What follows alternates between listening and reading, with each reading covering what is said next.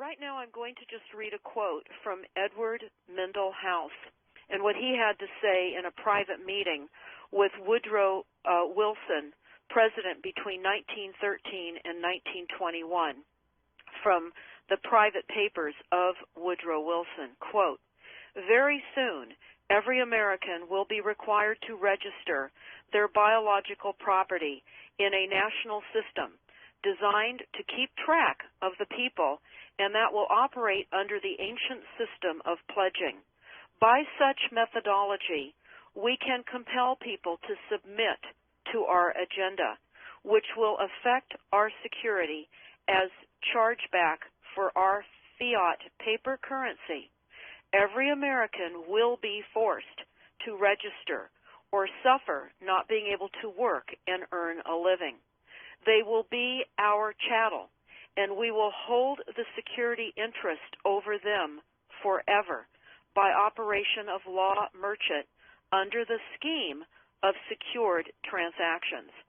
Americans, by unknowingly or unwittingly delivered the bills of lading to us, will be rendered bankrupt and insolvent, forever to remain economic slaves through taxation secured by their pledges.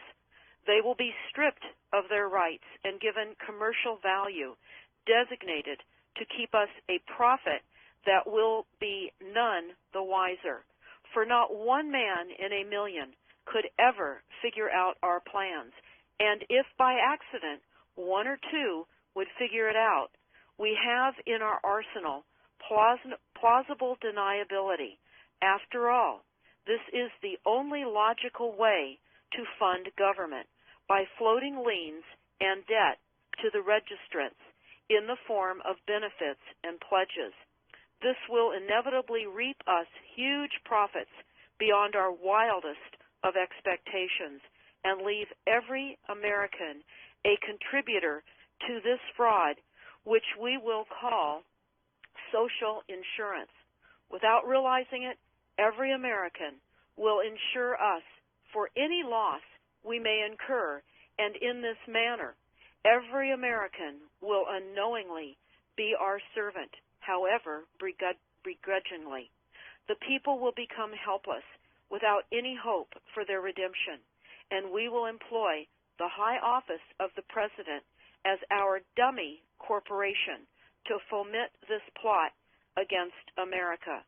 Having established plausible deniability, even if people become enlightened that they had a remedy and pursued it, the attorneys, judges, and legislators could claim that they did not understand the people's claims, especially if the technical requirements for achieving it were not followed pursuant to statutory requirements, requiring the public schools to teach civics, government, and history classes out of federally approved, politically correct textbooks written by the publishing houses owned by the owners of the Federal Reserve would assure that the people would not discover the remedy for a long time, if ever.